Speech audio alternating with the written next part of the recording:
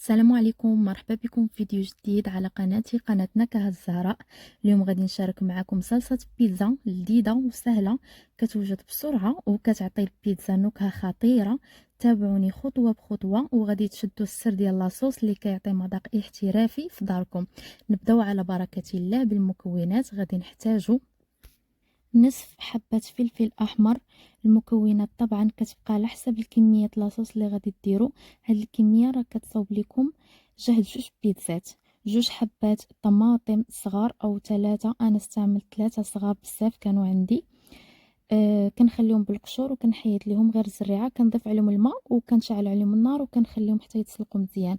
من بعد ما يتسلقوا المكونات كنصفيها من الماء وكنخلي ليها تقريبا 2 معالق ديال الماء اللي كنطحنهم مع المكونات. كنرجعها في نفس الكاسرونه، كنضيف عليها القليل من الزيت،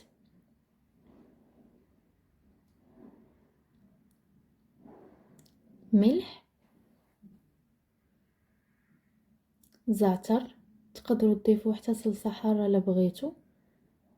كنحرك كل شيء غير كتبدا تطرش ليا، كنطفي عليها النار وكنضيف صلصه الطماطم اللي تقدروا تعوضوها بمركز الطماطم.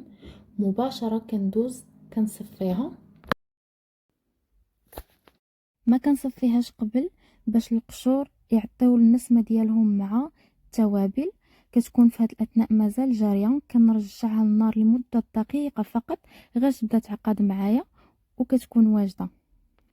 وهذه هي الصلصه اللي كنستعمل دائما في البيتزا، بسيطه ولكن النتيجه روعه. الا جربتوها قولوا لي كيف جاتكم، وما تنساوش لايك واشتراك باش يوصلكم كل جديد في قناتي قناه نكهه الزهراء.